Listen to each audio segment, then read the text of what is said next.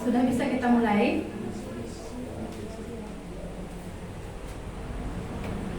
Yang sebelah sini kursinya masih kosong ya.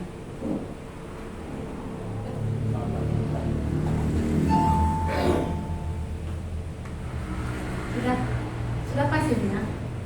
Enggak lagi mau bergeser. Oh gitu ya. Berharap sebenarnya yang di depan dulu diisi supaya yang belakangan hadir bisa mengisi yang belakang. Kurang baik kalau yang baru datang harus maju ke depan. Kurang baik saja. Tapi kalau ini pun sudah nyaman kita rasa, kita mulai saja lah ya. Kita akan mulai ibadah kita pada pagi hari ini. Shalom buat kita semua. Shalom. Selamat pagi semuanya. Selamat hari Minggu untuk kita. Kita bersyukur Tuhan membawa kita boleh memasuki minggu keempat di bulan Maret ini ya. Tepatnya hari ini tanggal 26 Maret. Ya, tidak terasa kita sudah masuk ke minggu terakhir di bulan Maret ini. Ya, tapi tetapnya kita bersyukur kepada Tuhan untuk pertolongan Tuhan, pimpinan Tuhan dalam setiap kehidupan kita ya, dalam menjalani hari lepas hari, bulan lepas bulan yang Tuhan boleh izinkan kita jalani. Ya, kita sudah 3 bulan menikmati tahun 2023. Tentunya ada banyak, ya, walaupun masih 3 bulan ya, ada suka dan duka juga yang Tuhan izinkan boleh kita nikmati.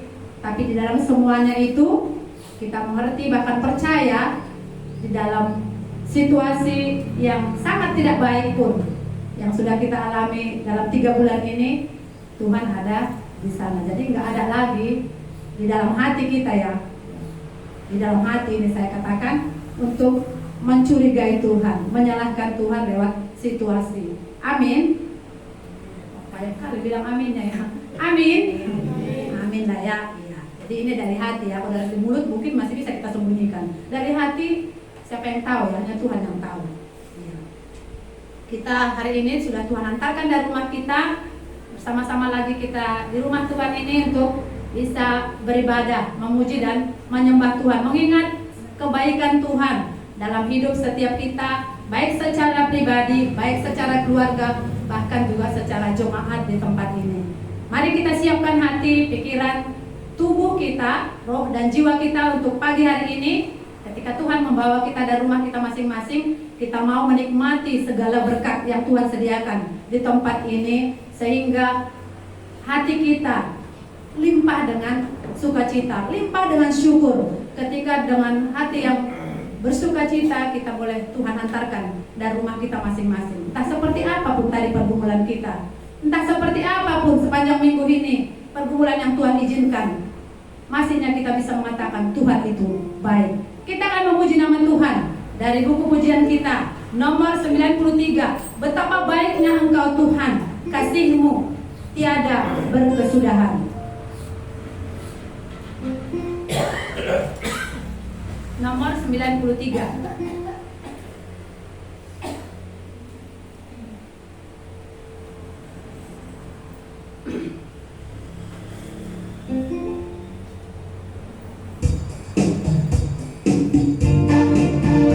Boleh sambil bertepuk tangan kita menyanyikannya ya.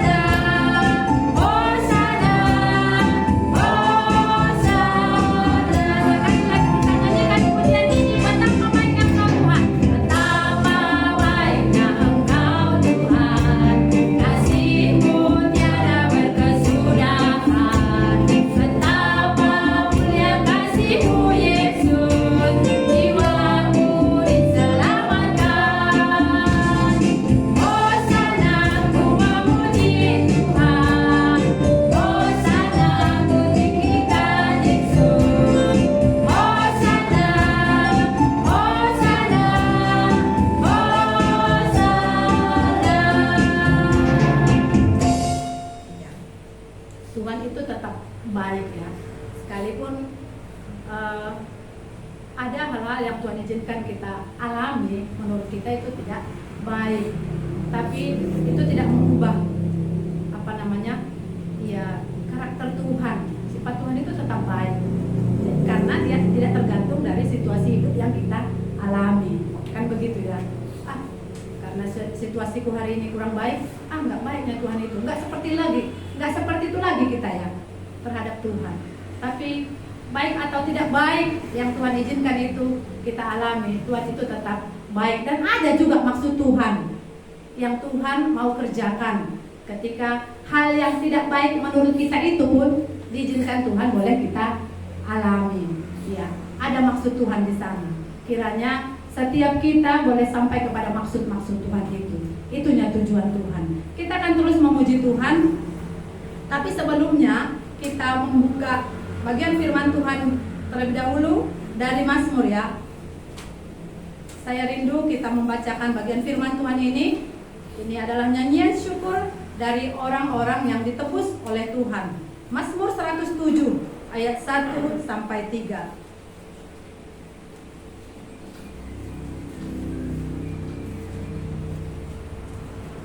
Sudah dapat kita semua? Mazmur 107 ayat 1 sampai 3. Saya akan bacakan ayat pertama. Bapak Ibu, saudara-saudari yang terkasih, baca ayat kedua dan ayat ketiga kita bersama-sama membacakannya. Kita mulai ya. Bersyukurlah kepada Tuhan sebab Ia baik, bahwasanya untuk selama-lamanya kasih setianya.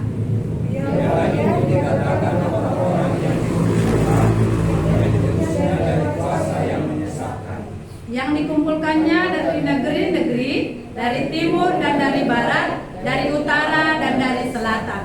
Ya, ini pengantar firman bagi kita pagi hari ini. Jadi ini nyanyian syukur ya dari orang-orang yang ditebus Tuhan.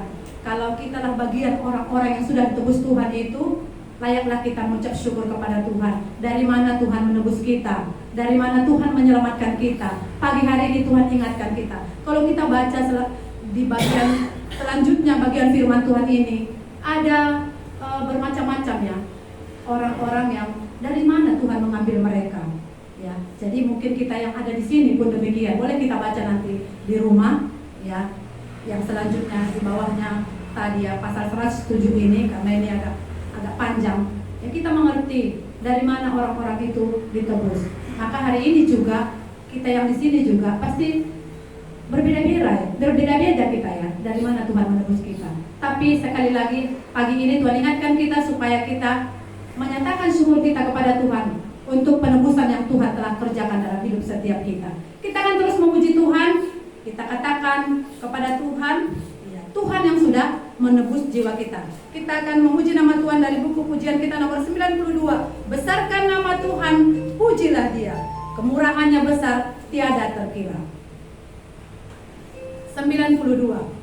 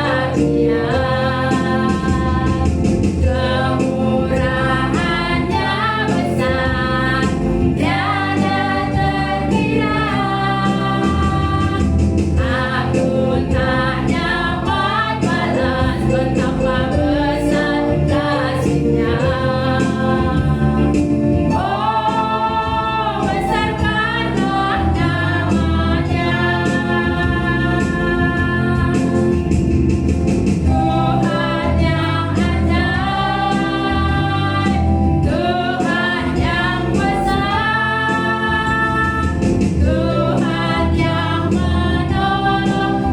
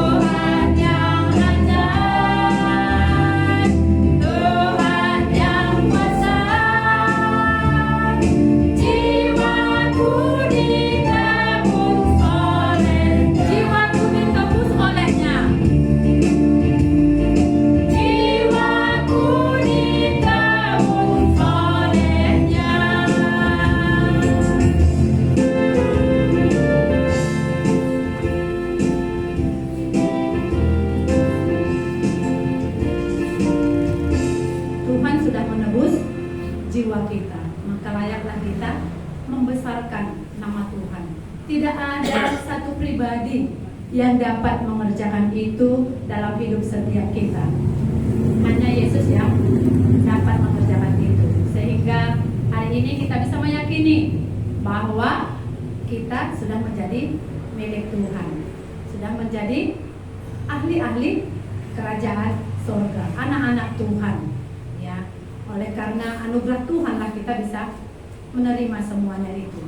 Ya, kalau Bapak Ibu pernah mendengar ya, karena ini sudah sangat familiar sebenarnya cerita ini. Ya, cerita tapi ini kisah nyata dari seorang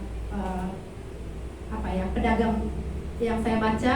Dia itu seorang pedagang budak, gitu ya, pedagang budak dari pedagang budak dari Inggris ke Afrika. Jadi dia mengambil manusia untuk dijual menjadi budak ke Inggris, begitu ya.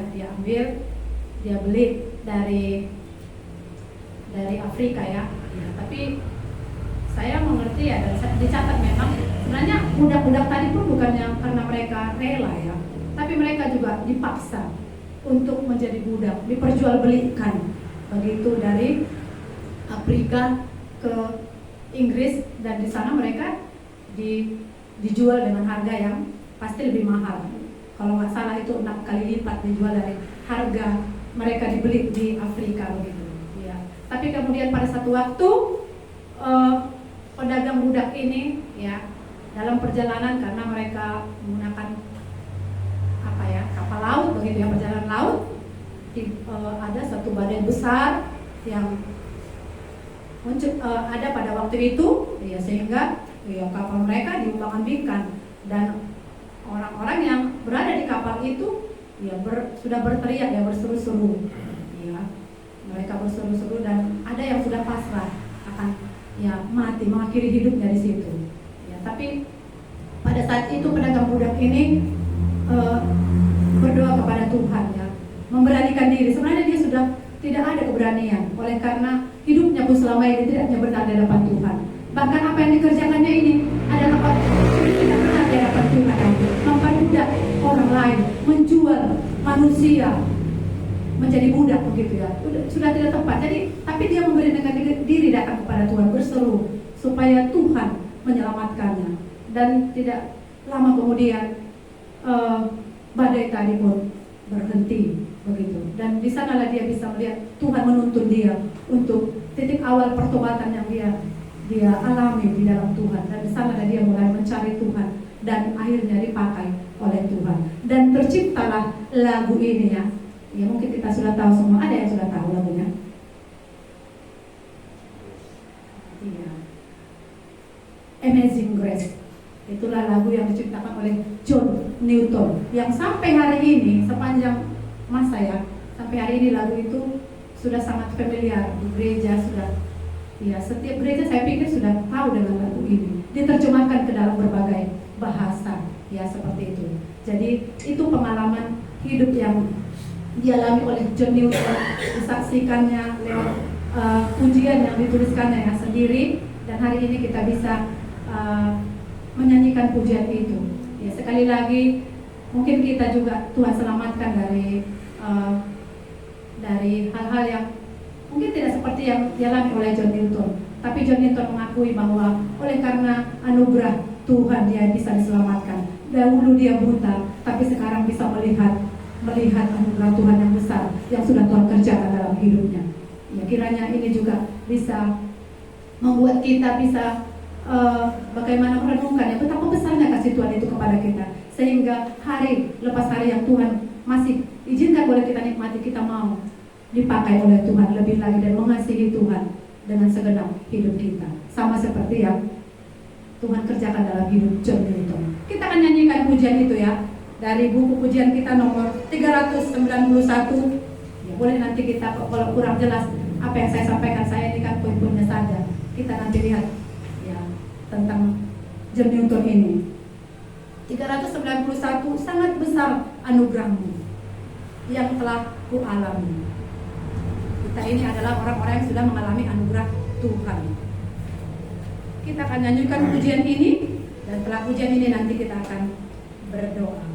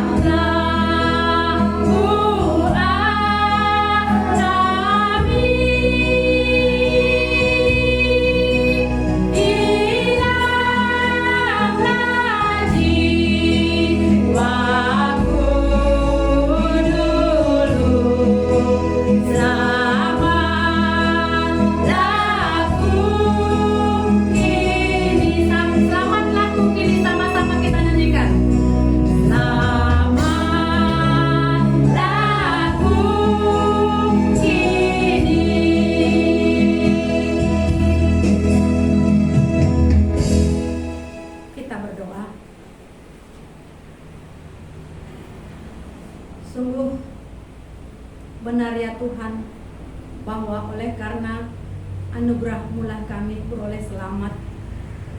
Kami yang dahulu buta, hari ini bisa melihat anugerah keselamatan itu sudah Tuhan kerjakan dalam hidup setiap kami. Kami yang dahulu hilang, hari ini kami percaya Engkau Allah yang sudah datang menyelamatkan kami. Betapa bersyukurnya kami ya Tuhan, orang-orang yang sudah Tuhan pilih menjadi ahli waris kerajaan surga itu, menjadi anak-anak Tuhan yang Tuhan pilih untuk bersama-sama dengan Engkau tinggal di rumah-Mu itu ya Tuhan.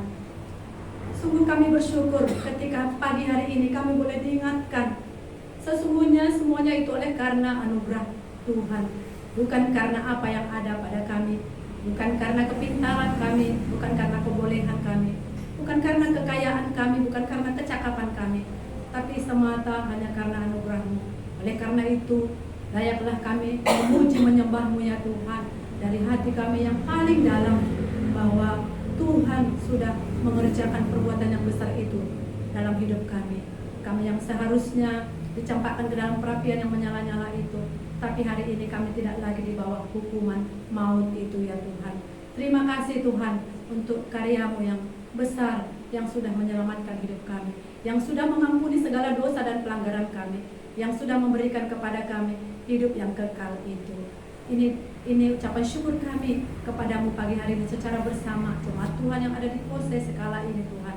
Kami juga bersyukur pagi hari ini kalau Engkau-lah Allah yang kembali boleh mengumpulkan kami di rumah-Mu ini, bersama-sama datang kepada Tuhan, memuji menyembah Tuhan, mengingat kebaikan Tuhan. Bahkan pagi ini kami juga siap untuk mendengarkan firman Tuhan. Tuhan, inilah kami yang sudah Tuhan antarkan.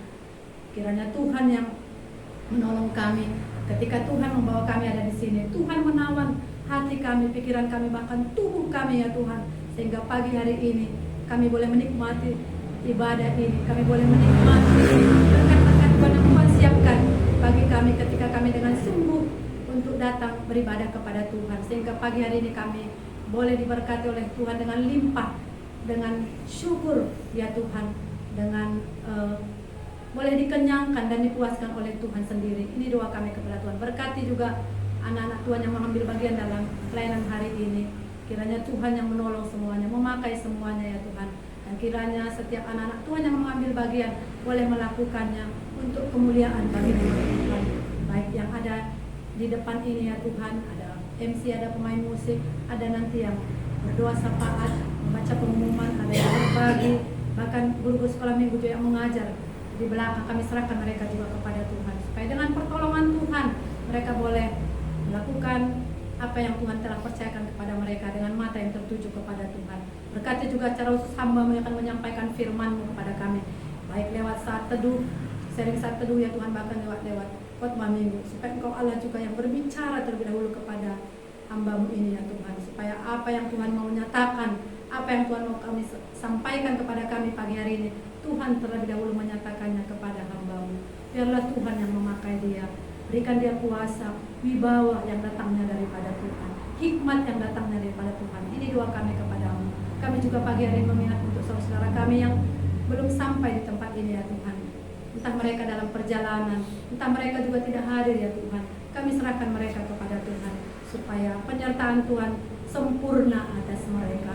Ini doa kami kepada Tuhan, sekali lagi kami menyerahkan ibadah kami ini dari awal pertengahan sampai kepada akhirnya hanya kepada Tuhan. Roh-Mu yang bekerja di tengah-tengah kami, yang akan melayani kami semuanya. Terpuji termulialah Engkau Tuhan Yesus Allah kami, Allah yang hidup, yang telah menyelamatkan kami. Kepada-Mu kami datang berdoa dan bersyukur. Amin. Silakan duduk kembali. Kita akan mendengarkan firman Tuhan lewat sharing saat teduh seperti biasa ya. Yang hari ini kita dilayani oleh Bapak Thomson Sidabukan yang sudah tercatat di warta kita. Tapi sebelumnya kita memuji nama Tuhan dari buku lagu kita nomor 374. 374, pandang saja kepada Yesus. Dan setelah pujian ini kami serahkan kepada Bapak Abel untuk menyampaikan firman Tuhan.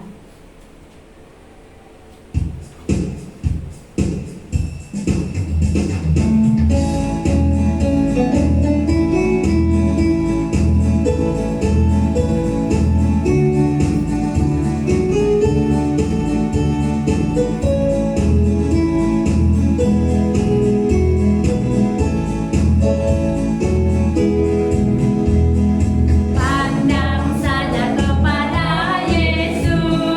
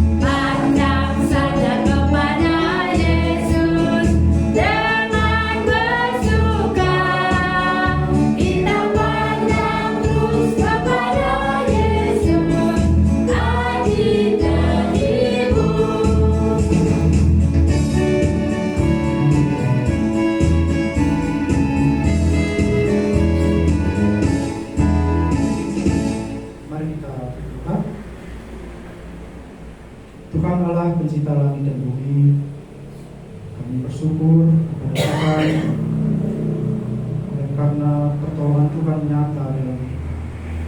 Oleh karena kasih Tuhan nyata dalam hidup kami, kami menikmati setiap perdagangan Tuhan.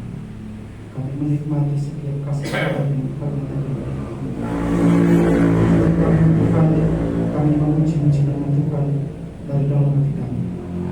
Katakan isi hati kami, ucapan syukur kami kepada Tuhan. Bahkan saat ini kami mau bersama-sama belajar dari firman Tuhan. Roh yang kuduslah yang menguasai kami semua. Hamba-Mu yang lemah terbatas datang merendahkan diri kepada Tuhan untuk dipakai oleh Tuhan sepenuhnya. Berkati ibadah kami hari ini ya Tuhan. Dalam nama Tuhan Yesus kami berdoa. Amin. Baik, selamat pagi untuk saudara-saudari yang dikasihi Tuhan. Apa kabar kita? Semua ya. Ada yang sakit? Ada yang batuk-batuk? Ada yang flu? Tapi tidak menghalangi ibadah kepada Tuhan ya. Ya, kita bersyukur buat hati yang seperti itu. Mari kita buka dalam satu buku kita dari Markus pasal 2, sudah ada di warta ya, ayat 23 sampai 28.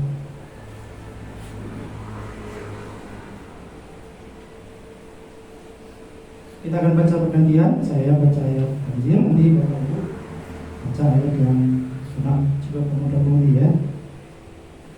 Pada suatu kali, pada hari Sabat, Yesus berjalan di ladang gandum, dan sementara berjalan murid-muridnya memetik bulir gandum. Maka kata orang-orang Farisi kepadanya, lihat, mengapa mereka berbuat sesuatu yang tidak diperbolehkan pada hari Sabat? Jawabnya kepada mereka, belum pernahkah kamu baca apa yang dilakukan Daud ketika ia dan mereka yang mengikutinya kekurangan dan kelaparan? Bagaimana dia masuk ke dalam rumah Allah, waktu Abiatar menjabat sebagai imam besar, lalu makan roti saja itu, yang tidak boleh dimakan kecuali oleh imam-imam, dan memberinya juga kepada pengikut-pengikutnya. Lalu kata Yesus kepada mereka, hari Sabat diadakan untuk manusia, dan bukan manusia untuk hari Sabat. Jadi anak manusia adalah juga Tuhan atas hari Sabat. Ya, terima kasih. Ya, saya akan sharing singkat, tidak panjang, nanti yang lain boleh berbagi juga ya. Ada di bangsa kita. Ya, kita kalau membacanya berulang-ulang akan mengerti alur cerita dari firman Tuhan ini yang Markus tuliskan. Ya, Markus pasal 2 ini isinya tentang ya perselisihannya antara orang Farisi dan Tuhan Yesus. Dan ini adalah sepertinya puncaknya ketika murid-murid itu memetik gandum. Ya. Pada suatu kali pada hari Sabat, Yesus berjalan di ladang gandum, dan sementara berjalan murid-muridnya memetik gandum. Kalau di Matius itu, di situ dijelaskan murid-muridnya sedang lapar, dan dalam peraturan atau hukum Yahudi itu boleh memetik gandum, tapi tidak menggunakan sabit, jadi hanya ketik menggunakan tangan. Itu ada tertulis di Ulangan 23 ayat 5, saya bacakan, apabila engkau melalui ladang gandum sesamamu yang belum dituai, engkau boleh memetik bulir-bulirnya dengan tanganmu, tetapi sabit tidak boleh kau ayunkan kepada gandum sesamamu itu. Nah, jadi ketika murid-murid lapar, mereka memetik gandum. Ada Tuhan Yesus di situ, dia tidak melarang. Karena hukumnya juga membolehkan, jadi tidak mencuri ya, boleh. Dan ketika murid-murid melakukan itu, orang Farisi melihat. Lihat mengapa mereka berbuat sesuatu yang tidak diperbolehkan pada hari Sabat. kembali lagi-lagi orang Farisi salah memahami firman Tuhan. Apa sih hari Sabat? Kalau kita mengingat penciptaan, itu adalah hari perhentian, di mana setelah 6 hari Allah menciptakan, hari 7 dia berhenti. Lalu kalau hari Sabat berikutnya adalah ketika Musa memimpin bangsa Israel keluar dari tanah Mesir, dan Allah mengikat perjanjian untuk kepada bangsa Israel untuk mengingat tentang hari Sabat. Tetapi yang menjadi permasalahannya adalah apakah di sini Tuhan Yesus mau meniadakan hari Sabat? Karena hukumnya itu tidak boleh mengerjakan segala sesuatu itu pada hari Sabat.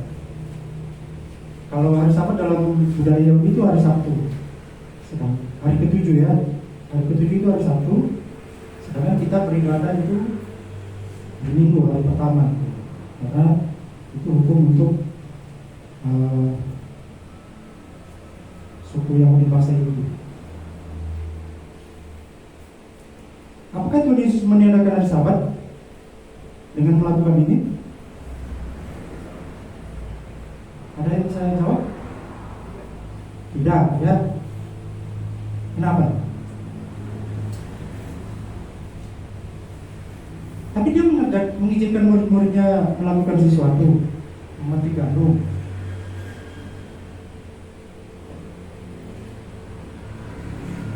Apa yang salah dari pemahaman orang Farisi? Tuhan Yesus menjawab dengan benar. Nggak boleh melakukan apa-apa, itulah maksudnya maunya mereka. Iya. Mereka memaknainya dengan apa ya? Pikiran mereka secara rupiah, tapi tidak memaknainya dengan apa maksud dibalik Tuhan melakukan itu. Tuhan Yesus menjawab dengan baik. Belum pernahkah kamu baca apa yang dilakukan Daud ketika ia dan mereka yang mengikutinya kekurangan dan kelaparan? Bagaimana ia masuk ke dalam rumah Allah waktu Abiatar menjabat sebagai imam besar, lalu makan roti sajian itu yang tidak boleh dimakan kecuali oleh imam, dan memberinya juga kepada pengikut-pengikutnya. Lalu kata Yesus kepada mereka, hari Sabat diadakan untuk manusia dan bukan manusia untuk hari Sabat. Jadi hari Sabat itu dibuat untuk manusia, bukan manusia untuk hari Sabat. Apa maksudnya? Tuhan memberikan hari Sabat itu untuk manusia. Jadi artinya manusia itu lebih penting dari hari Sabat. Bukan manusia diperbudak oleh hari Sabat, sehingga tidak boleh melakukan segala sesuatu. Ini kan situasi murid-murid sedang lapar. Jadi kalau sedang situasi mendesak, Tuhan Yesus mengajarkan manusia itu lebih penting nilainya daripada peraturan-peraturan yang orang Farisi warisi, yang mereka tulis dalam kitab-kitab peraturan mereka. Mereka hidup dengan peraturan-peraturan yang dibuat oleh manusia. Sebenarnya Allah memaknainya supaya manusia pada hari ketujuh itu bisa menikmati persekutuan dengan Allah, ada sukacita, bukan malah dibebani dengan peraturan-peraturan. Kalau mungkin di zaman sekarang ya peraturan-peraturan gereja, tidak boleh A, tidak boleh B, tidak boleh C, harus begini, harus begitu. Apakah nilai manusia itu lebih rendah nilainya daripada peraturan-peraturan gereja? Dan ini banyak bisa kita lihat ya terjadi pada hari ini. Jadi ini yang Tuhan ajarkan. Jadi manusia itu bukan untuk diperbudak oleh hari Sabat. Kenapa? Jadi anak manusia adalah juga Tuhan atas hari Sabat. Apa hak Tuhan Yesus mengatur itu? Ya karena dia yang membuat itu. Jadi berhak dong dia membuat peraturan yang lain. Bukan artinya dia meniadakan hari Sabat, tidak. Jadi Tuhan mengajarkan hal itu. Kenapa orang-orang Farisi salah memahami firman Tuhan? Perjanjian yang mereka terima dari Allah ketika mereka dibebaskan dari jajahan bangsa itu. Karena ada dosa. Dosa membuat orang-orang Farisi itu tidak memahami esensi dari firman Tuhan yang mereka terima. Dosa membuat kita menjadi buta. Dosa membuat kita menjadi bodoh. Kita tidak mengerti lagi apa maksud Tuhan. Kadang-kadang kita membaca, kita salah mengerti. Nah, sekarang banyak kejadian orang-orang menafsirkan firman Tuhan, membaca, dia menafsirkan tanpa ada referensi rujukan begitu. Dan dia bagikan di media sosial untuk viral begitu. Itu sangat kasihan begitu. Tidak memahami. Jadi dosa membuat manusia menjadi bodoh, tidak mengerti, dan Tuhan juga tidak akan mengungkapkan rahasia-rahasia firman Tuhan itu kepada mereka. Jadi itu yang Tuhan ajarkan di sini. Jadi Tuhan bukan meniadakan hari Sabat, tapi Tuhan mau menempatkan kembali ke jalan Tuhan. Posisi hari Sabat itu seperti apa? Yang benarnya gimana? Gitu. Jadi nilai manusia itu lebih tinggi dari hari Sabat. Bukan hari Sabatnya yang penting. Gitu. Ya itu yang bisa saya bagikan di saat ini. Yang lain boleh kembali. Terima kasih.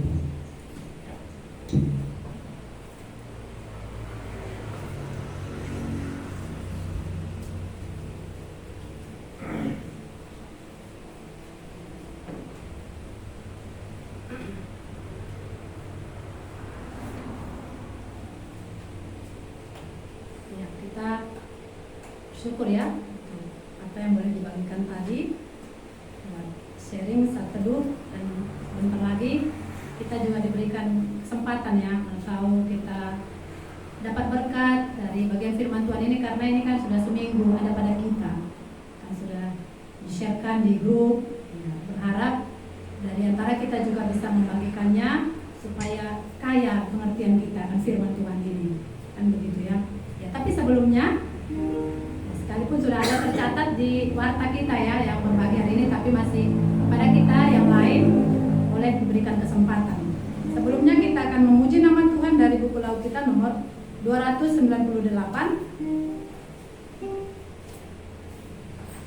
298, Kumenang bersama Yesus Tuhan. Dan setelah ini nanti Deo yang akan berbagi terlebih dahulu kepada kita, sharing ya.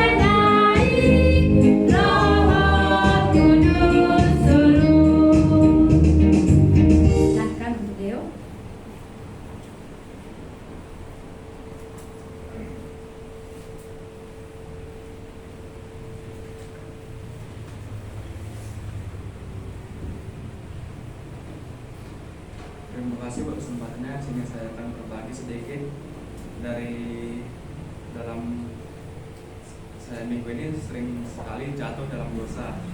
Yang pertama itu ada dosa ingin tagih. Di sini saya diambil dari Efesus 2 ayat 3 dan tertulis sebenarnya dahulu kami semua juga terhitung di antara mereka ketika kami hidup di dalam hawa nafsu, keinginan menuruti kehendak daging dan pikiran kami yang jahat. Pada dasarnya kami baik, sama seperti mereka yang baik.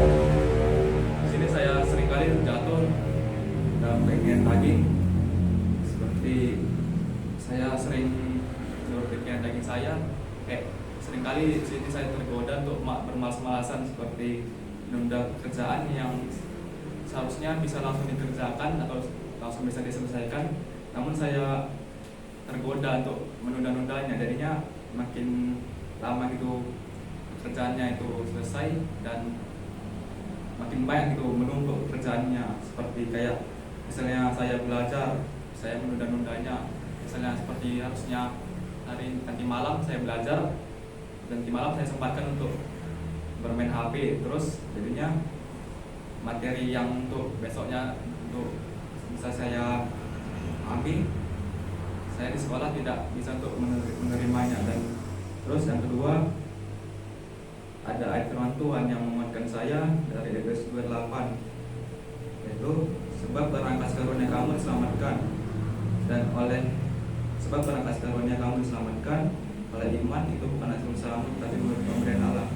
Di sini saya sudah bertobat ya, tapi saya seringkali jatuh. Jadinya ayat ini menguatkan saya untuk kembali berusaha untuk melawan keinginan daging saya.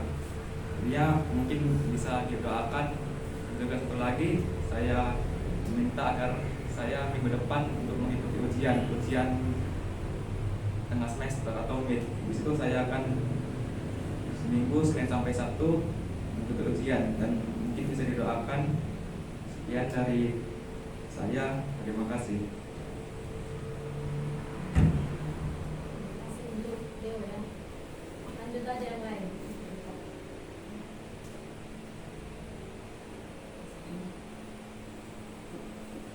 Ada yang mau berbagi yang sudah siap semua?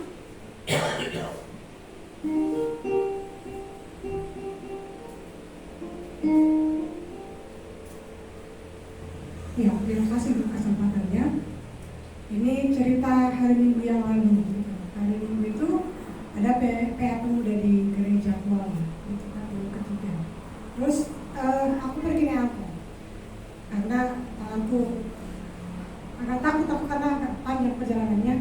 Jadi aku naik kereta, naik angkot. Gitu. Terus sebenarnya masuknya jam 2 gitu, tapi aku tepat waktu gitu ya. Walaupun aku telah 2 sini ya, angkotnya datang cepat gitu. Terus di jalan juga nggak banyak sewa gitu. Banyak pun sewa yang nggak terlalu banyak ya, singgah-singgah gitu. Jadi tepat waktu gitu. Terus masuk tanggal 3 sampai tanggal 6 gitu, karena ada perdebatan yang alot antara pemuda dengan hamba Tuhan di situ yang membahas bahan yang ada di situ gitu. Terus tanggal 6 selesai, karena aku lapar makan dulu gitu. Pas makan ternyata hujan dan itu sangat deras gitu. Dan karena hujan ini, dan memang biasanya hari Minggu mungkin ya agak jarang angkot gitu. Jadi aku nunggu sama Rani di situ di depan dekat showroom mobil itu ya. Ada angkot lewat. Ketika ditanya kami mau kemana, dia nggak mau lagi karena sampai Binjai, nggak mau lagi gitu. Kami tunggulah gitu. Rupanya jam 6 lewat, hampir setengah 7 lah mungkin. Gitu. Datanglah mau ke Kuala Namu gitu angkotnya. Baru ternyata penuh gitu. Dan nanti ada dibilang lah, nanti ada turun di sini di simpang Buron Mulo gitu. Masuklah kami sama Rani, berdirilah kami. Ternyata yang kami dengar janjinya itu enggak juga. Cuma satu yang turun dan memikirkan, karena Rani perjalanan yang paling panjang, akhirnya aku berdirilah. Sebenarnya waktu nunggu angkot ini udah capek kakinya ya, gitu. Karena kan agak lama juga nunggunya, gitu, datang hujan gitu. Angkotnya perjalanannya juga sampai ya hampir sampai sini baru duduk gitu. Ketika perjalanan itu ya aku bilang sama Tuhan gitu, Tuhan sakit kali kakiku, tapi Tuhan bilang kayak gini, tadi kan kamu ngeluh dari rumah bukan kaki nggak sakit, tapi tanganmu gitu. Itu ya gitu. Terus itu percakapanku dengan Tuhan gitu. Terus sebenarnya yang di sini bilang kakak duduk aja gitu. Ya aku pikirkan karena aku juga pernah mengalami bagaimana rasanya duduk di antara seperti itu, sebenarnya capek. Aku bilang lagi, aku berdiri aja. Gitu. Baru aku bercakap lagi sama Tuhan, nanti ongkosnya aku kurangi lah, gitulah itu ya. Gitu. Karena kan udah berdiri gitu, udah mau sampai baru dulu gitu. Kurang, tapi Tuhan bilang, kalau kamu diminta berjalan 1 mil, ya kerjakan 2 mil. Gitu. Maksudnya, ya jangan hitung apa yang kamu kasih, jangan jadi memperhitungkan kebaikan yang kamu lakukan gitu. Ya memang orang itu nggak tahu, tapi aku kan dengan Tuhanku. Gitu. Jadi gitulah gitu ya. Maksudnya seperti itulah percakapan yang aku lakukan. Jadi sampai di sinilah Tabor adalah yang turun gitu ya. Gitu. Turunlah, akhirnya aku duduklah di situ dengan jarak yang segitu jauhnya gitu. Tapi apa ya gitu. Sambil apa? Tuhan, kayak mana di sini kakiku ini ya gitu. Sanggup nanti aku bisa nggak nanti ya kalau aku turun kakiku nggak pegal gitu ya. Karena udah lama nunggu angkotnya, di perjalanan juga berdiri gitu. Itu bagiku bukan sesuatu yang baik juga gitu ya. Aku pikir kita juga seperti itu. Gitu. Tapi ketika aku turun naik ke depan duduk gitu ya. Sampai di simpang damai jalan gitu. Aku merasa-rasa gitu ya. Kayak mana kakinya gitu. Tapi ketika aku seperti itu ya gitu. Iya, aku pikir bagaimana aku bisa berbahagia bahkan di tengah-tengah kondisi yang tidak baik, itu harganya sangat mahal gitu ya.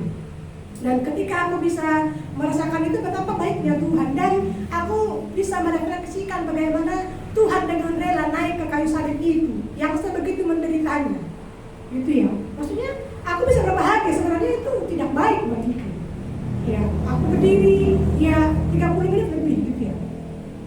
Dari nunggu angkot sampai turun itu lebih 30 menit. Dan aku bisa memberi ongkos yang sebenarnya sudah aku tawar-tawar, tapi aku bisa memberikannya karena Tuhan, gitu ya. Dan aku bersuka cita di situ. Tuhan, harus mahal yang aku bayar, sehingga aku bisa bersuka cita bahkan di kondisi yang tidak baik, gitu ya. Tidak baik ya, gitu. Kakiku harusnya pegang, tapi ya aku masih bersyukur. Aku bersuka cita, gitu. Dan ya ketika aku merasakan jalannya yang enggak ya, kalau udah capek kali, kalau sudah jam lama juga aku berdiri gitu ya. Dan ya yang aku syukuri itu tadi, aku bisa bersyukur, aku suka cita, aku mendapatkan pelajaran berharga. Sedemikian Tuhan dengan rela jalan ke kayu salib itu karena begitu besar kasih Tuhan. Aku bisa merasakan sukacita yang besar ya, walaupun tengah-tengah kondisi yang tidak baik. Dan itu berharga, gitu ya. Jadi ya kalau dihitung ongkosnya itu aku bisa minyak 2 minggu gitu ya.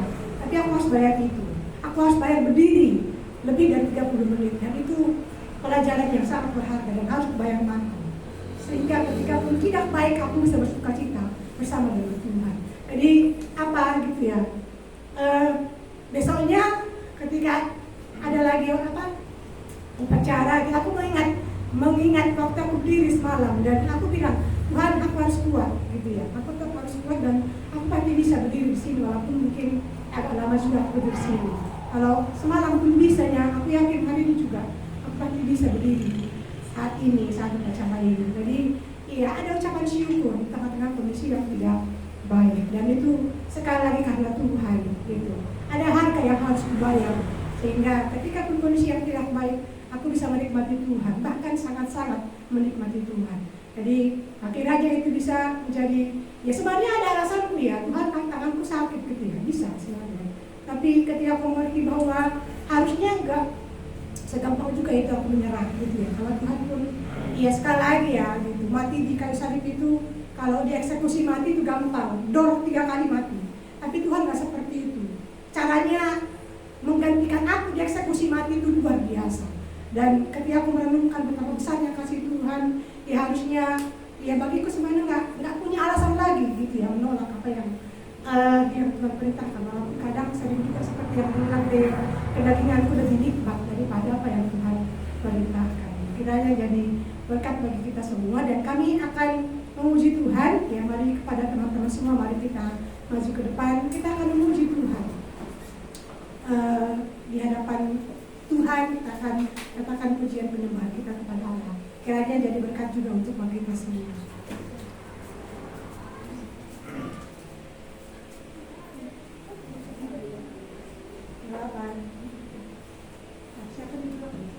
Satu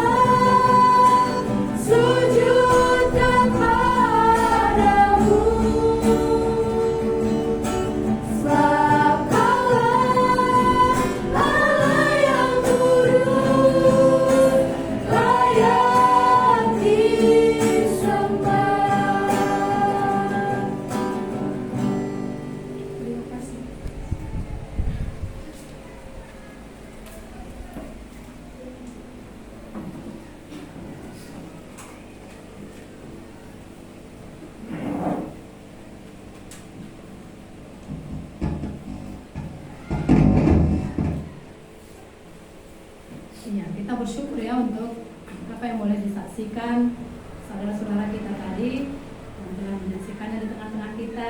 Ya, kita dukung terus Deo. Tadi dia meminta kepada kita supaya kita berdoa untuk dia, ya, supaya Tuhan juga yang menolong dia untuk mengalahkan keinginan-keinginan daging yang akhirnya itu membuat dia jatuh ke dalam dosa.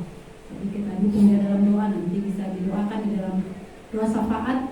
Ya, doakan juga tentang ujian yang akan dikerjakannya minggu depan dan mungkin ujian akhir semester nanti ya. Saya mengerti tidak berapa lama lagi nanti mereka ujian akhir semester karena dia sudah kelas 3. Kita doakan nanti saudara kita Deo. Ya, bersyukur juga untuk kesaksian yang boleh dibagikan pagi ini kepada kita oleh Mina tadi kepada kita ya. Ya, kita kiranya ke depan kita juga bisa merefleksikan segala sesuatu yang terjadi dalam hidup kita ya, supaya kita punya kekuatan dan sukacita walaupun tadi situasi sangat tidak enak gitu.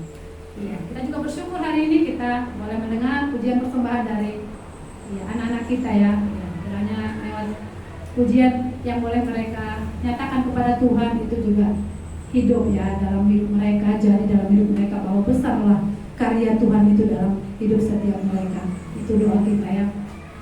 Kita akan mendengarkan ini ya, nanti kita doakan itu semua. Boleh nanti Bapak Yosi yang saya lihat di sini untuk berdoa syafaat ya Bapak Yosi ya. Tapi sebelumnya saya berbagi sedikit karena masih ada waktu, saya lihat ya. Saya mau bagi sedikit dari Mazmur pasal 23 ayat 1. Tuhan adalah kekuatanku, takkan kekurangan aku. Ya, ini bagian firman Tuhan ya.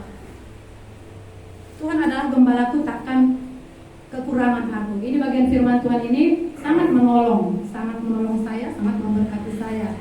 Ya, belakangan ini begitu ya. Ini sudah sangat familiar, mungkin kita pun nggak lihat tadi alamatnya pun kita sudah tahu apa isinya. Kita nggak buka Alkitab gitu.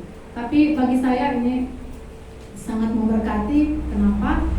Karena memang harus sampai dalam bagian firman Tuhan ini saya letak di dalam hati saya, sehingga segala sesuatu yang saya anggap kurang pun, yang dari apa yang saya lihat, saya alami, ya saya tidak lagi seperti tadi ya, mungkin ya kenapa ya kok seperti ini situasinya ya, mungkin begitu ya.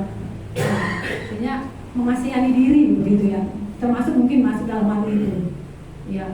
Atau ketika melihat orang lain seperti ini, kok dia begitu ya, enggak seperti itu lagi. Artinya karena apa? Tuhan adalah gembalaku, takkan kekurangan aku. Jadi kalau saya sudah sampai pada pemahaman ini bahwa Tuhan itulah gembalaku, jadi segala sesuatu yang kurang saya lihat pun, baik dalam diri saya bahkan juga dari orang-orang yang sekitar saya tidak lagi menuntut begitu ya. Kenapa begini? Kenapa begitu? Jadi saya sudah mudah menerima. Artinya seperti itu ya. Sudah tidak lagi ya sekali lagi menuntut ya, mengharapkan sih masih punya harapan. Kan nggak salah kita berharap segala sesuatu itu lebih baik begitu ya. Tapi kalau menuntut nggak lagi, karena ada Tuhan yang menjadi gembala yang baik ya. Nggak bisa juga orang lain seperti yang kuharapkan, nggak bisa juga orang lain seperti yang kupikirkan. Jadi ketika itu tidak seperti yang kuharapkan, aku sudah bisa menerima orang itu ya. Artinya tidak lagi seperti yang katakan tadi menuntut. Karena apa? Tuhan itulah yang menjadi gembalaku. Pada Dialah aku tidak kekurangan. Kalau orang yang kulihat diriku saja pun nggaknya sempurna, ya orang lain juga pasti seperti itu gitu. Jadi ini sangat menolong saya, apalagi mungkin kalau kita lanjutkan ke bawahnya ya, hanya Tuhan yang mengerti segala sesuatu yang ya aku hadapi, aku alami. Tuhan yang mengerti. Orang yang paling dekat pun tidak akan mengerti apa yang aku alami, tapi Tuhan tahu segala sesuatu begitu. Jadi ini sekali lagi sangat memberkati saya, sangat menolong, walaupun ya sudah lama ini dihafalkan, dinyanyikan ya, tapi belakangan ini memang sangat menolong, sangat memberkati ya. Ada banyak hal ya, mungkin kita di dalam satu persekutuan pun nggak seperti yang gitu, yang kupikirkan semua. Mungkin saudara pun seperti itu terhadap saya, begitu terhadap kita ya, seperti itu. Tapi saya sudah bisa oh inilah Tuhan itulah gembalaku, takkan kekurangan. Pada Dia aku nggak kekurangan. Kalau orang yang aku pandangi pasti adanya kurangnya. Aku pun seperti itu ya. Jadi sampai pada titik itu, aku bersyukur untuk itu, sehingga tidak lagi ya bersuka cita ya ketika pun tidak seperti yang aku pikirkan yang terjadi, seperti yang diceritakan Mina tadi dalam situasi itu. Kok bisa begini, aku begini, nggak gitu lagi begitu. Itu sangat satu hal yang sangat aku syukuri ya. Dulu nggak gitu, banyak menuntut. Kenapa usia itu? Kenapa suami pun begitu ya. Memang sih disampaikan, dikatakan artinya ya, apa yang perlu diingatkan perlunya diingatkan, tapi tidak lagi lama di situ. Secepat kilat dia sudah tidak ada lagi di situ. Udah nggak lagi di situ. Karena itu yang membuat kita sering terganggu. Ya kan itu ya. Itu yang membuat kita sering terganggu dan membuat kita tidak bertumbuh. Itu sudah pasti. Ya itu saja yang bisa saya bagikan ya kepada yang membaca pengulangan dosa Pak, dipersilahkan.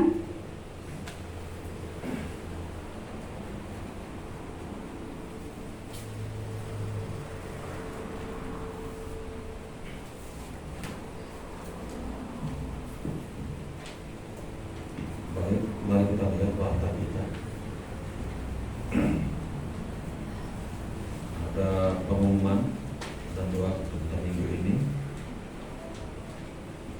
ibadah seperti biasa ya. Minggu ibadah nanti akan ada PA remaja jam 11 dan ada PA Pasutri untuk keluarga-keluarga.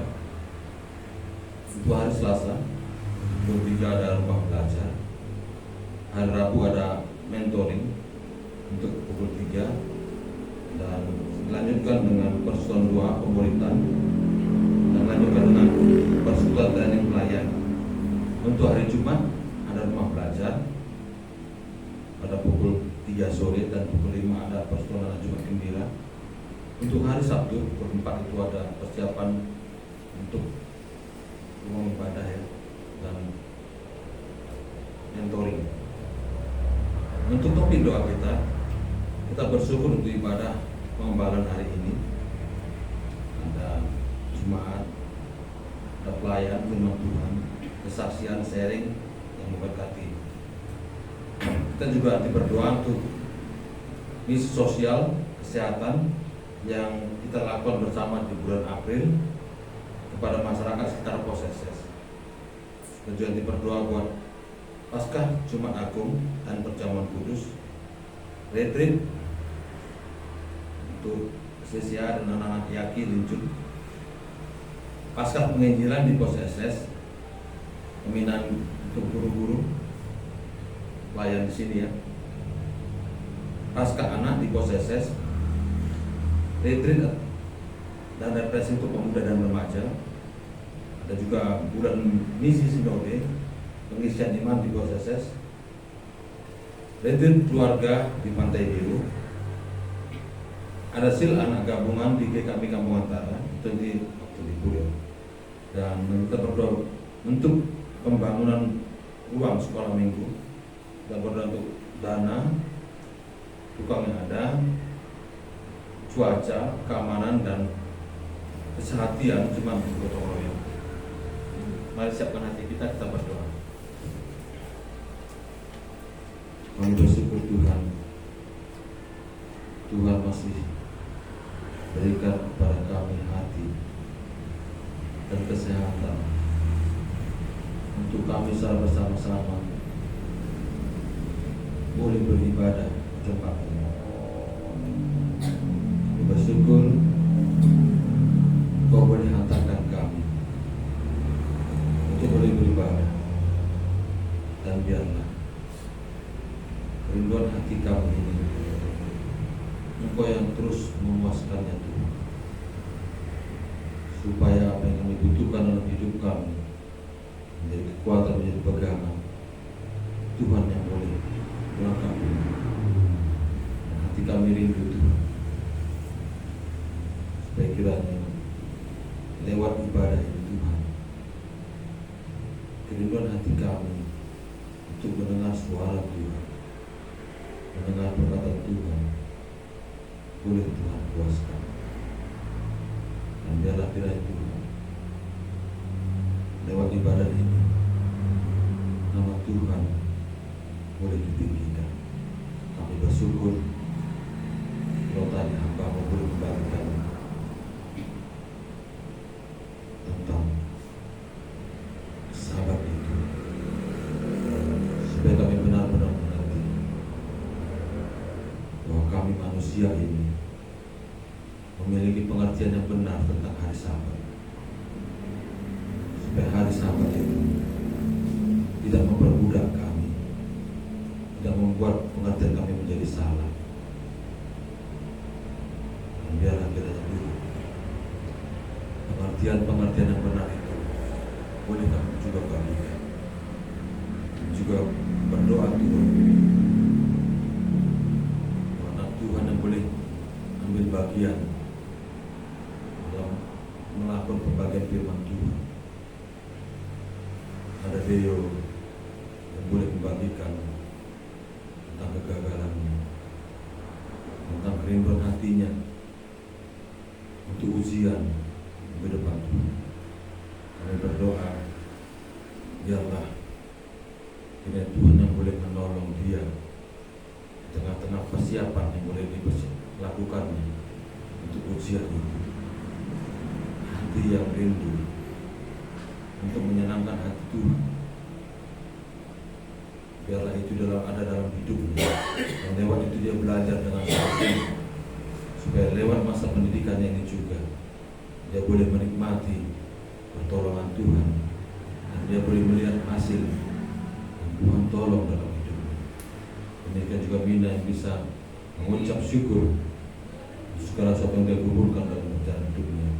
Ketika dia boleh akan merasa letih memikirkan ingat itu, tapi dia melihat keputusan akhirnya dia boleh memuliakan nama Tuhan, dan biar terus dalam hidupnya nama Tuhan terus ditinggikan.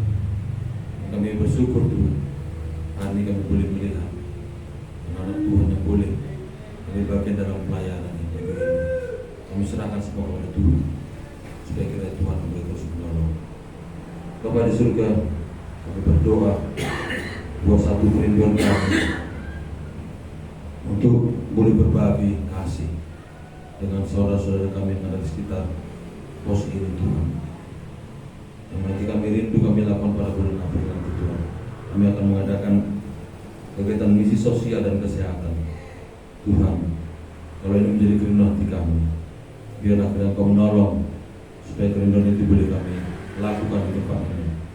Ada orang-orang di sekitar sini yang boleh kami jumpai dan kami lakukan kita sesuai dan berbagi dengan mereka, supaya lewat itu semua juga mereka boleh melihat ada Tuhan di tengah-tengah ibadah kami di tempat ini.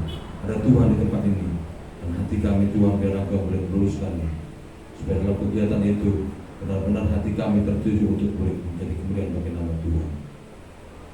Kami juga berdoa Tuhan, buat rencana-rencana yang boleh kami doakan dan kami pikirkan Tuhan, baik itu Paskah Jumat Agung dan berjamuan kudus yang kami rindukan kami laksanakan pada tanggal 7 bulan depan ini. Kami mohon supaya kiranya Kau boleh menolong Pak Daniel menjadi koordinator. Apa yang diperlukan Tuhan, biarlah Kau boleh menaruh kepadanya, supaya kegiatan ini boleh dilaksanakan dengan baik.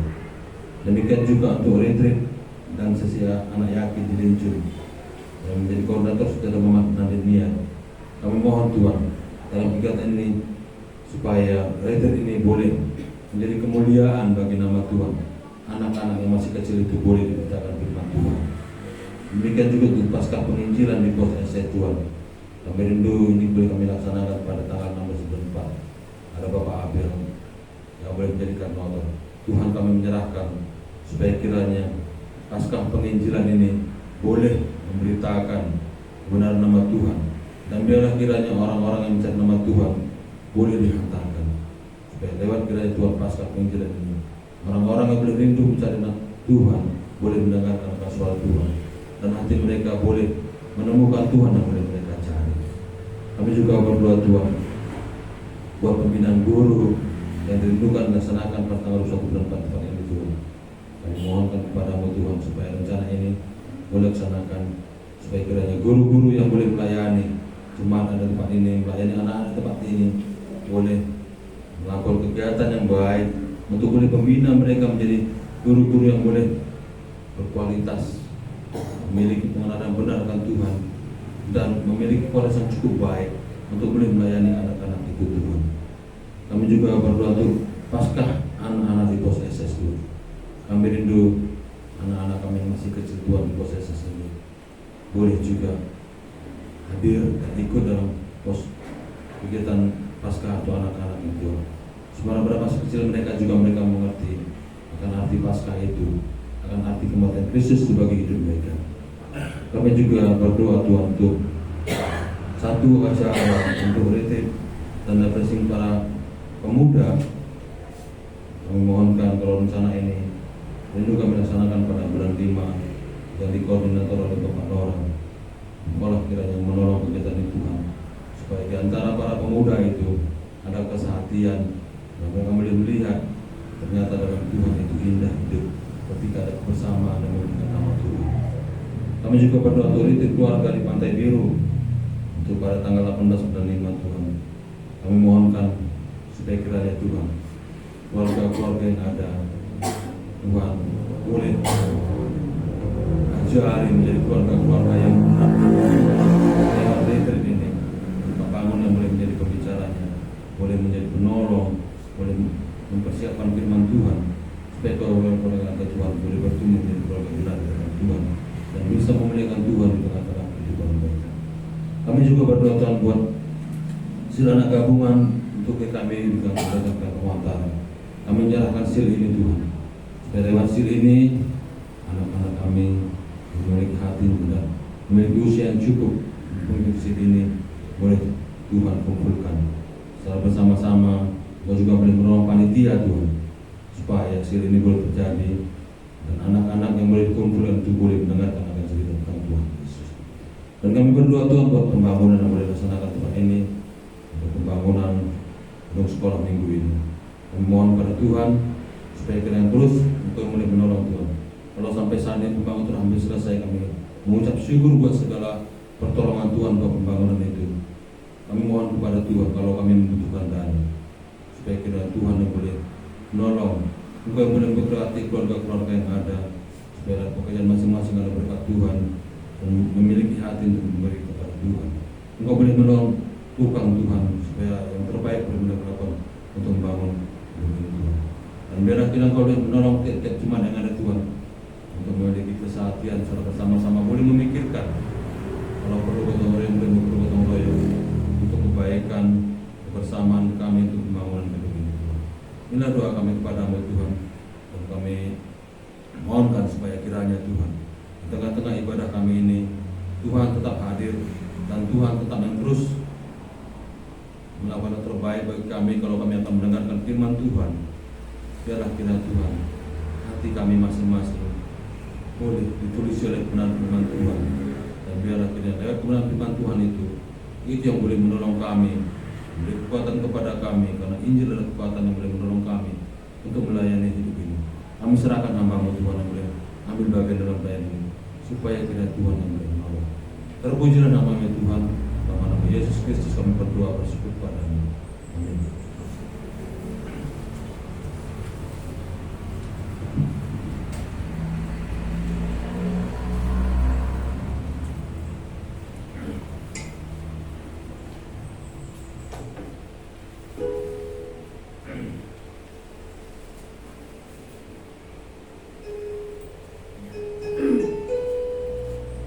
Masih ada kekuatan? Nggak ada suara ini. Masih ada kekuatan kita? Masih ya, karena iblis selalu berjaga-jaga untuk menggoda kita ya, supaya kita tidak fokus. Apalagi ini sudah tiba waktunya kita akan mendengarkan firman Tuhan. Kalau beberapa minggu ini kita kan belajar ya tentang Yesus berkuasa atas iblis, dan hari ini kita belajar bagian yang ketiga. Karena minggu yang lalu kita tukar mimbar, dan hari ini kita belajar tentang Yesus berkuasa atas iblis yang ketiga. Ya, jadi kalau kita sudah menjadi anak Yesus, tentunya juga kita berkuasa ya, untuk mengusir iblis yang mungkin akan menggoda-goda kita, terus ketika kita akan mendengarkan firman Tuhan. Ya, mari kita bersiap siaga ya. Bilang sama Tuhan dalam nama Yesus ya. Bilang sama iblis dalam nama Yesus, saya siap untuk mendengarkan firman Tuhan. Ya, kita akan siapkan hati kita, pikiran kita untuk mendengarkan khotbah minggu. Tapi sebelumnya kita akan memuji nama Tuhan dari buku lagu kita nomor 144. Dia Tuhan, Dia Tuhan, Dia bangkit, Dia telah bangkit dari maut, sebab Dia Tuhan. Mari kita bangkit berdiri, dan setelah pujian ini kami serahkan kepada Bapak Abel untuk menyampaikan khotbah minggu.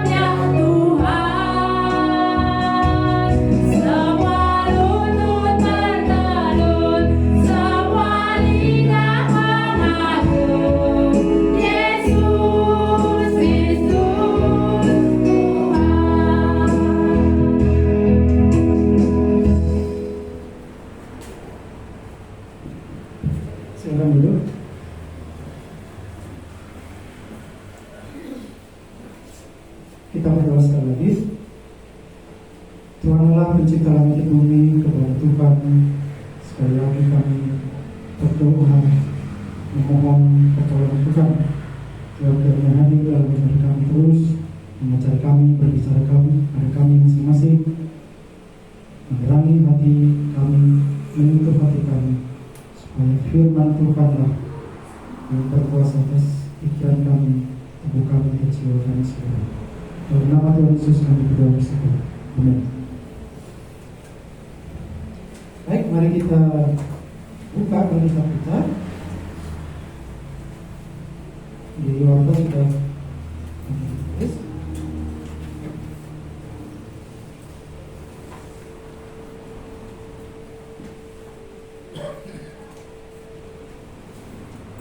Ibrani pasal 2 ayat 14 sampai 18. Sudah dapat ya? Dapat? Kita akan baca pergantian supaya bisa fokus. Saya akan baca ayat genap, nanti saudara-saudari dan pemuda-pemudi baca ayat ganjil. Karena anak-anak itu adalah anak-anak dari darah dan daging, maka ia juga menjadi sama dengan mereka dan mendapat bagian dalam keadaan mereka, supaya oleh kematiannya ia memusnahkan dia, yaitu iblis, yang berkuasa atas maut, Supaya dengan jalan demikian ia membebaskan mereka yang seumur hidupnya berada dalam perambahan oleh karena takutnya kepada maut. sebab sesungguhnya bukan malaikat-malaikat yang ia kasihani, tetapi keturunan Abraham yang ia kasihani. Itulah sebabnya maka dalam segala hal ia harus disamakan dengan saudara-saudaranya, supaya ia menjadi imam besar yang menaruh belas kasihan dan yang setia kepada Allah untuk mendamaikan dosa seluruh bangsa. Sebab oleh karena ia sendiri telah menderita karena pencobaan, maka ia dapat menolong mereka yang dicobai.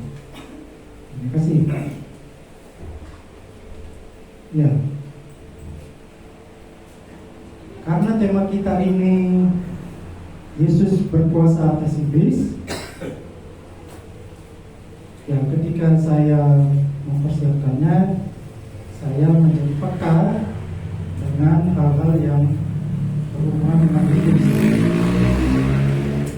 Akhir-akhir ini, dan itu kayak mengganggu. Jadi bersyukur buat hubungan doa saudara-saudari. Kejadian-kejadian itu ya, kalau dianggap biasa ya biasa. Tapi masa iya sih itu kebetulan begitu. Dan bersamaan berurutan semuanya gitu. Hari Jumat kita demam gitu. Ya seperti kan biasa. Demam. Lalu namanya diare.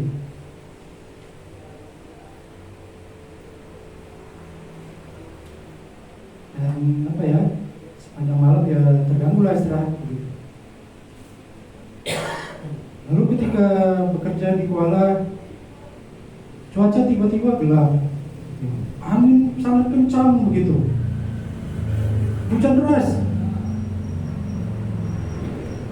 Saya berdoa ya menyerahkan diri kepada Tuhan, karena pohon itu kan goyang-goyang gitu, mengerikan gitu kalau lagi keluar takut ada jatuh. Tapi ya pulang kemudian ya tidak ada yang terjadi begitu.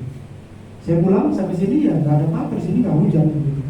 Ya hanya sampai kadang cermin saya kira hujan dan tidak lama. Itu hari Sabtu, ketika saya mempersiapkan warta jam 8 malam, tiba-tiba listrik mati. Tapi punya tetangga ibu semua gitu. Apa ini kok kejadiannya terus menerus ya? Saya cek semua listrik, lampu matikan. Sepertinya ada yang korslet gitu. Di jam 8 malam gelap-gelap ya. Jadi saya mencari apa masalahnya. Rupanya masalahnya ada di lampu bagian luar. Lampunya nggak putus, nggak korslet. Tahu Bapak Ibu penyebabnya korslet? Cicak. cicak itu di situ badannya, karena di rumah itu kami pasang anti kontak. Jadi kalau dia kesetrum dikit langsung mati balik semua itu. Itu kan apa?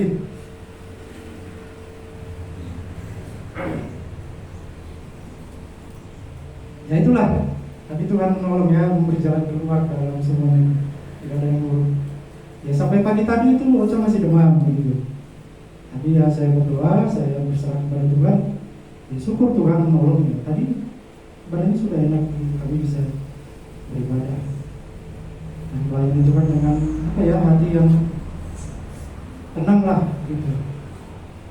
Kadang-kadang situasi itu mempengaruhi ya. Jadi saya menjadi peka ini dengan dia di sini. Jadi kita akan lihat, sepertinya memang dia tidak suka gitu. Seperti yang kita baca tadi. Baik, kembali ke topik. Yesus berkuasa atas iblis. Karena anak-anak itu adalah anak-anak dari darah dan daging. Jadi anak-anak di sini maksudnya kita, orang berdosa ya, terdiri dari darah dan daging. Maka ia di situ besar juga menjadi sama dengan mereka dan mendapat bagian dalam keadaan mereka, supaya oleh kematiannya ia memusnahkan dia, yaitu iblis yang berkuasa atas maut. Jadi Allah itu untuk bisa merubah manusia, menyelamatkan manusia, dia harus merubah dirinya sendiri. Dia tidak bisa datang sebagai Allah ke bumi. Kenapa? Karena manusia kan nggak bisa melihat dia. Makanya dia harus menjadi manusia. Kalau dia datang sebagai Allah, dia nggak bisa mati. Ya? Kalau dia datang sebagai Allah, kita yang mati. Iya, karena kuasa dan kudusannya itu manusia nggak ada yang sanggup menghadapi ya. Jadi Allah harus merubah dirinya. Gitu. Kalau di ayat atasnya itu disebutkan dia bahkan merendahkan dirinya lebih rendah dari malaikat. Ya. Jadi dia harus menjadi manusia, menyamakan diri sebagai manusia, dan dia menjadi manusia 100% ya.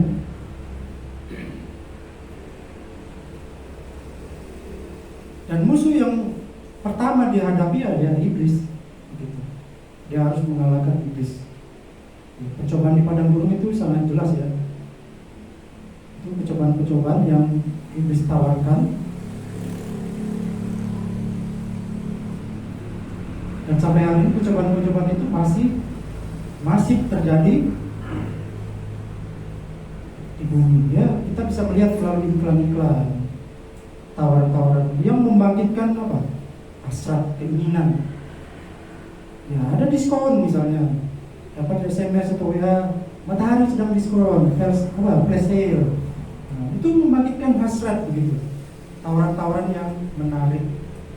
Intinya kita over budget ya, pengeluaran bulanan jadi over. Ini ya banyak begitu. Jadi cara hidup yang lama seperti 1 minggu lalu, kalau secan kain yang baru dicait ke kain yang lama, baju yang tua, pasti nggak bisa. Jadi iblis itu merusak hampir seluruh sisi kehidupan kita. Jadi nggak ada sisi kehidupan kita yang nggak rusak. Ketika saya belum kenal Tuhan, ya memang tidak ada yang baik yang muncul dalam diri saya. Semua yang jelek kita bisa sebutkan gitu, masing-masing. Kita bisa buat daftarnya sangat panjang. Mulai merasa rendah diri, minder, malas, dosa-dosa yang lain, mencuri, pikiran jahat, banyak gitu. Jadi iblis itu merusak begitu. Jadi seluruh hidup kita dikuasai oleh dosa.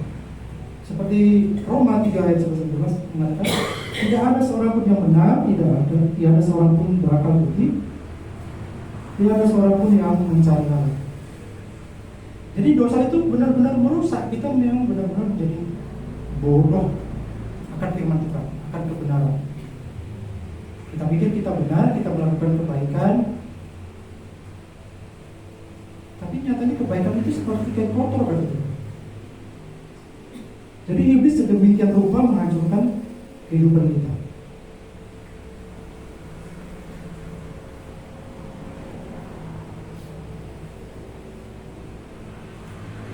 Jadi Yesus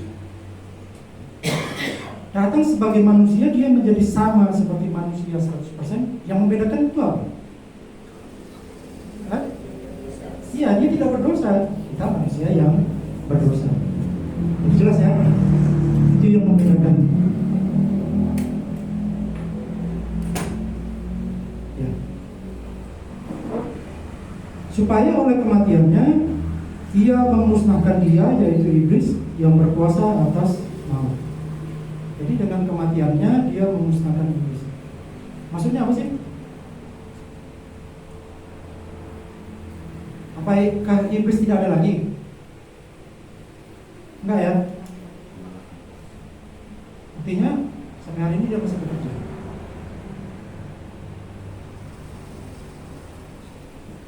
Ia memusnahkan dia, yaitu iblis yang berkuasa atas maut. Jadi Tuhan Yesus datang ke bumi menjadi manusia seperti kita untuk menyelamatkan kita. Caranya itu mungkin kadang-kadang kita enggak bisa memahami. Cara Allah mengalahkan iblis itu dia sengsara, menderita, mati di kayu salib, kuburkan dan bangkit pada hari ketiga. Ya tadi disinggung sedikit ya kesaksian kematian Tuhan Yesus di salib. Kematian bagi masa Roma itu, kalau orang Romawi kalau salah ya dia mendapat hukuman mati, dia dihukum penggal misalnya. Pokoknya dia cepat mati deh. Hukuman salib itu hanya orang-orang yang bukan dari masa Romawi, jadi disiksa supaya mati pelan-pelan. Itulah hukuman yang Tuhan Yesus lakukan. Jadi kesengsaraan itu ya memang kalau kita dalami, kita pahami, seserius itulah dosa itu. Begitu mengerikan.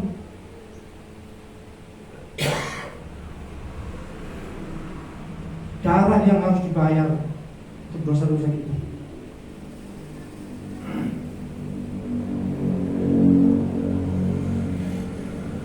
Jadi Allah menunjukkan kasihnya melalui putranya, yaitu Yesus. Dia mau datang nih ke bumi.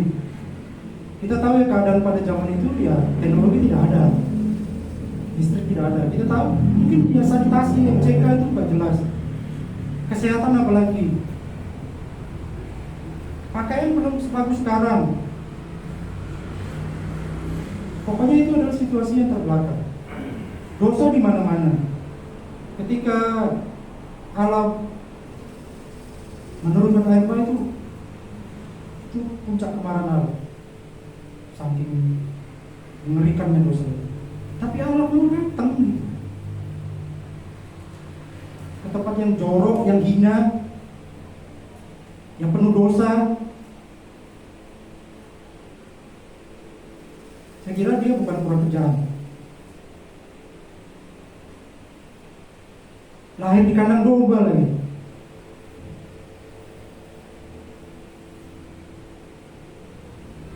Ya, kalau kita dalam kasihnya itu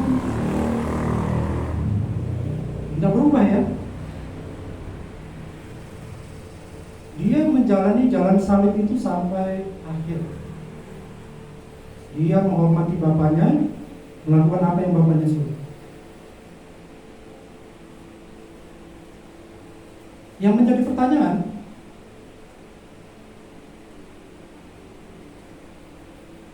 dengan kematiannya di kayu salib, kuasa iblis atas maut tidak ada lagi.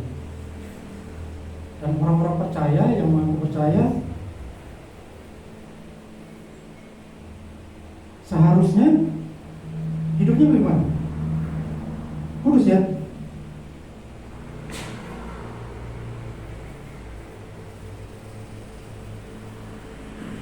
Tapi mengapa orang yang sudah mengaku percaya sering kita dengar jatuh lagi ke dalam dosa? Berarti tidak benar dong firman Tuhan ini.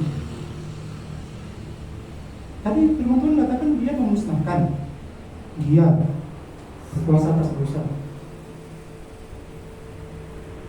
Apakah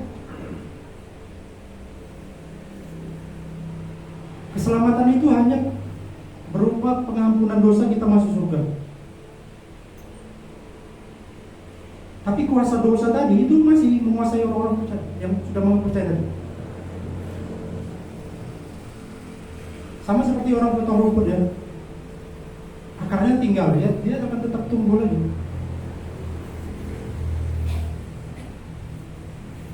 Bagaimana gitu?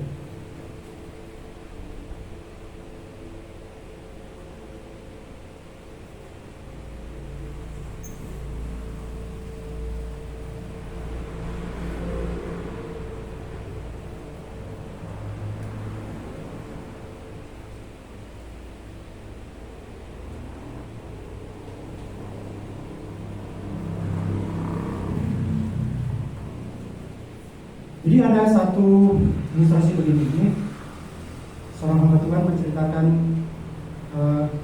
ada jemaatnya bersaksi.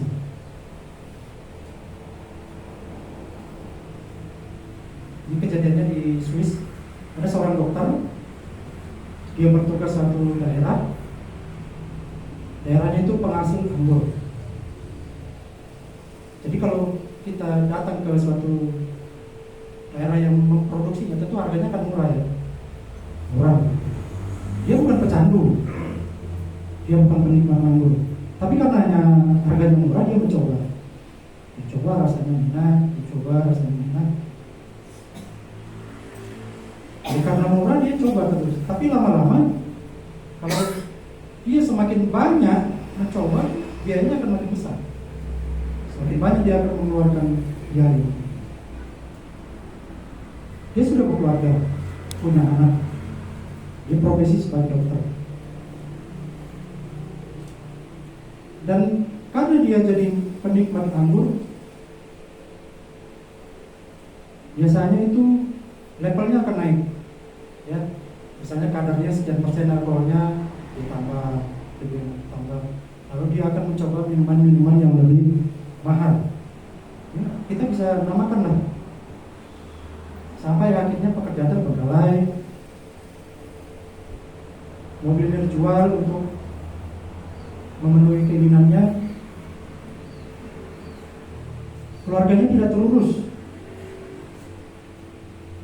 Anaknya suatu hari dia sakit, kena paku, ya, karena dia dalam kondisi nggak apa-apa, biasa.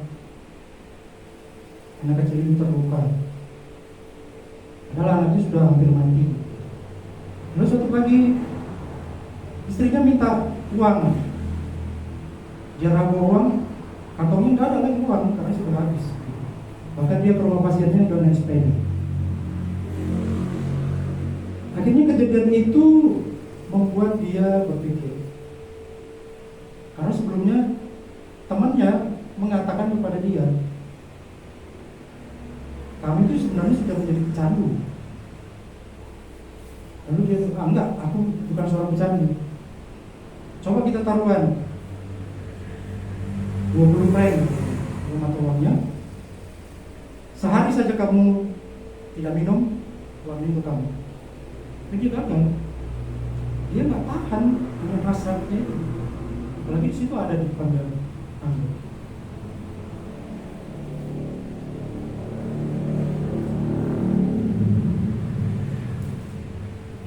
Karena kejadian-kejadian itu membuat dia menjadi down, ya. Dia diliputi rasa bersalah yang sangat mendalam. Karena semua jalan hidupnya menjadi tidak ada yang beres. Semua menjadi rusak. Anak istrinya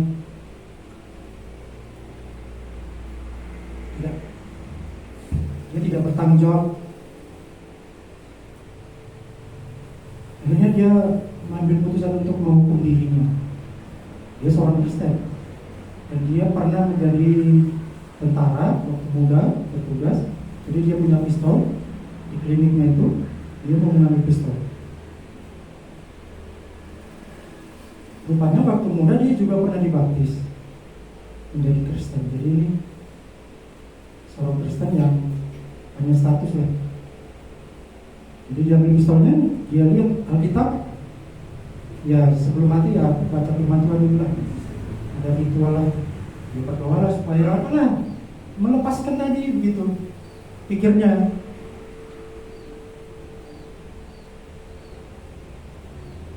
Ya dia mau baca Alkitab tapi nggak tahu mulai dari mana. Jadi dia ya asal buka aja. Ayat yang dia buka itu dari Yesaya 60. Coba kita lihat bersama.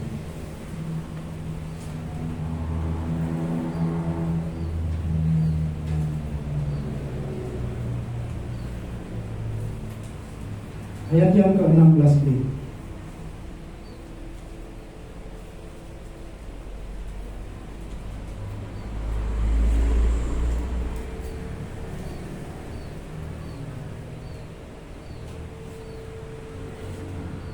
Bahwa akulah Tuhan juru selamatmu dan penebusmu yang Maha Kuasa, Allah Yakub.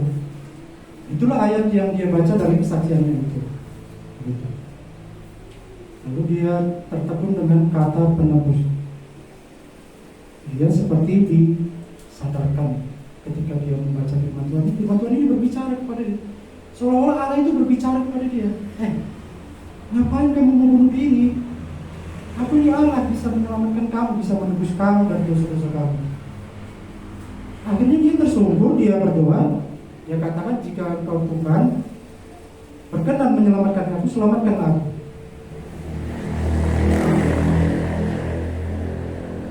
Ya. Dan perubahan ajaib itu terjadi sama dia. Hasrat tadi, keinginan lagi untuk minum tadi hilang. Hilang. Karena di ruang itu ada minuman.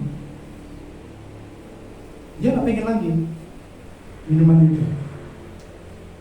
Jadi maksud saya adalah ketika Allah menghancurkan kuasa iblis, dia sebenarnya menghancurkan kuasa dosa tadi.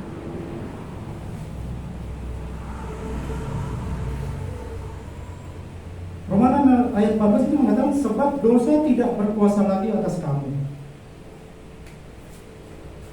Jadi ketika orang bertemu, orang percaya bertemu dengan Yesus, apa ya? Dia akan bisa merasakan Tuhan itu merubah dia. Ada perubahan ajaib terjadi sama dia. Saya juga pernah alami itu. Saya malas, saya punya hobi mencuri, main game. Ketika saya bertobat itu hilang, nggak pengen lagi gitu. Jadi ada perubahan ajaib. Jadi ketika orang yang mengaku percaya masih hidup dalam dosa itu, tanda tanya, apakah dia sudah benar-benar bertemu dengan Yesus atau hanya perasaannya saja? Atau tidak ada bedanya sebelum bertobat? Karena ya dosa itu masih dia terus berjalan. Masa setiap hari melakukan dosa, setiap hari minta ampun? Itu seperti main-main dengan dosa itu ya. Kesannya ya Tuhan Yesus sama Tuhan Yesus. Kesannya tadi ayat tadi itu nggak benar gitu. Tapi dia memusnahkan kuasa iblis, kuasakan kematian. Ya memang Allah menyelamatkan kita, memindahkan kita ke dalam kerajaan yang kekal. Kita tidak lagi di bawah kuasa dosa. Tapi apakah kuasa dosa itu sudah benar-benar tidak ada lagi mengganggu kita? Jadi dari dokter tadi itu membuktikan Allah bekerja, dan dia sudah benar-benar mengalami kasih Tuhan dan ada perubahan. Lalu bagaimana kalau dia jatuh? Dia sampai hari ini saya dengar kesaksiannya, dia apa ya, berjaga-jaga, menggunakan kemerdekaannya itu bukan untuk memuaskan lagi keinginan dia, menghindar. Ya, ketika ditawarkan ada minuman itu, tidak ada lagi hasad. Tapi dia punya kemerdekaan untuk mencoba kan? Bebas kan? Apalagi ada acara-acara besar ya boleh dia minum. Tapi dia menjaga diri, menjaga kemerdekaannya itu, tidak menggunakan kemerdekaannya untuk memuaskan lagi. Karena itu dia tahu bisa membuat dia jatuh. Dan kalimat yang dia ucapkan itu seperti yang Paulus katakan, aku mengenal kepada siapa aku menyembah. Dia mengenal Allahnya, makanya dia menjaga tadi keputusan tadi untuk tidak menggunakan kemerdekaannya tadi.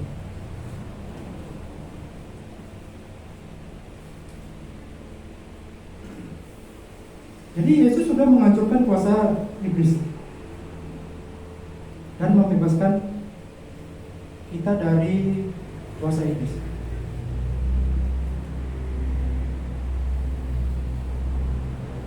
Yesus datang untuk menyelamatkan manusia, bukan menyelamatkan malaikat. Itu ada tertulis ya. Kita tahu malaikat itu siapa? Yang memberontak kepada Allah. Dia yang pertama kali melakukan dosa. Tapi Allah nggak mati untuk dia. Allah nggak menyelamatkan malaikat. Tapi Allah menyelamatkan manusia.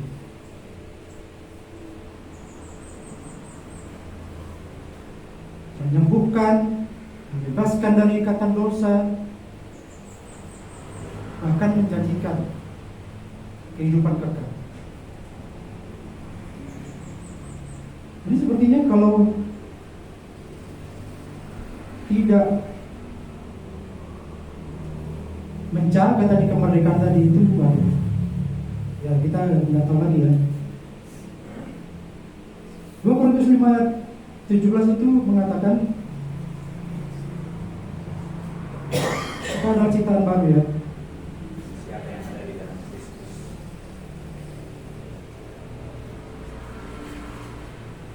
Ya mungkin kita sudah hafal seperti itu. Jadi siapa yang ada di dalam Kristus, ia adalah ciptaan baru. Yang lama sudah berlalu, sesungguhnya yang baru sudah datang. Jadi kalau masih dipengaruhi kuasa dosa, ini firman Tuhan ini tidak berlaku untuk orang itu. Ini hanya berlaku orang-orang yang memang ada yang baru untuk dia. Ya, ayat 17 itulah sebabnya maka dalam segala hal ia harus disamakan dengan saudara-saudaranya, supaya ia menjadi imam besar yang menaruh belas kasihan dan setia kepada Allah untuk mendamaikan dosa seluruh bangsa. Sebab oleh karena ia sendiri telah menderita karena pencobaan, maka ia dapat menolong mereka yang dicobai.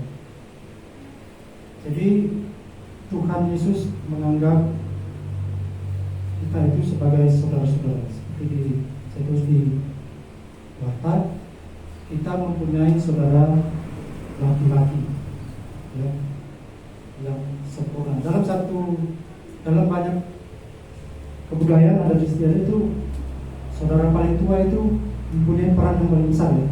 Karena orang tua sudah ada, dia akan menggantikan orang tua.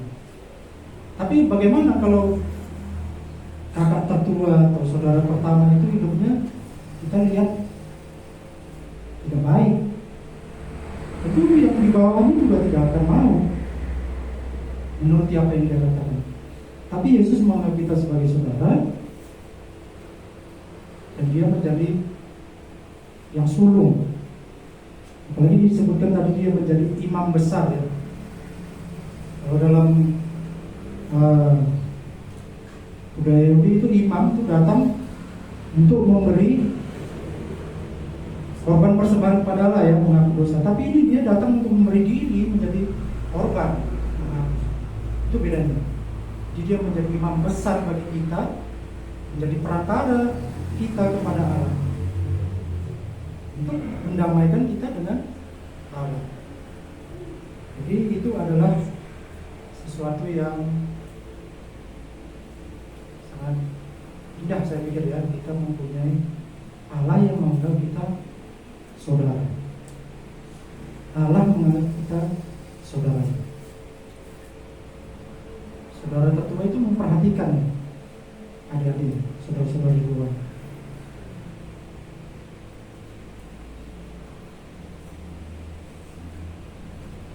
Ya, dia adalah saudara yang paling sempurna yang pernah kita miliki.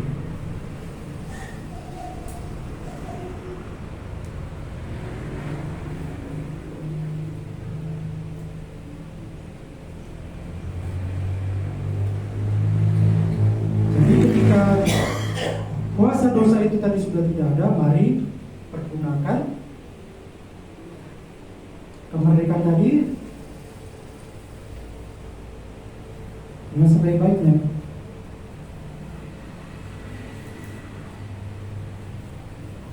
Satu lagi terakhir dari 2 Timotius 1:12.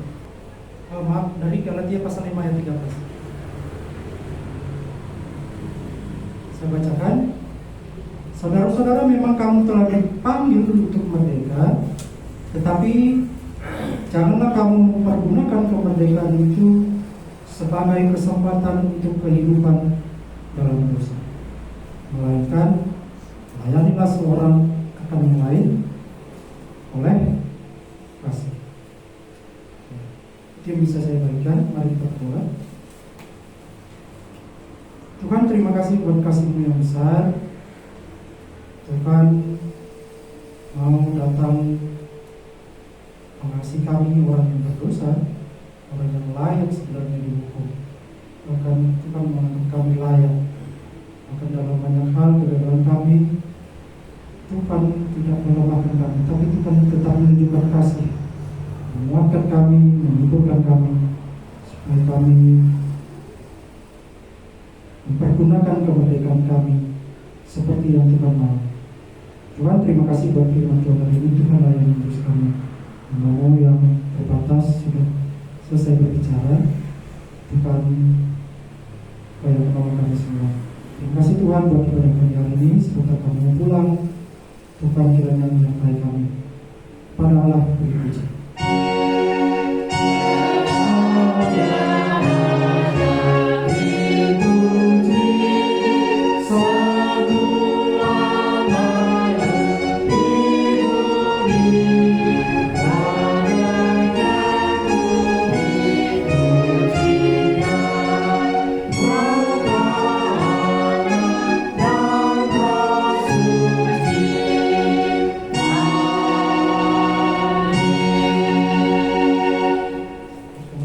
Tuhan memberkati.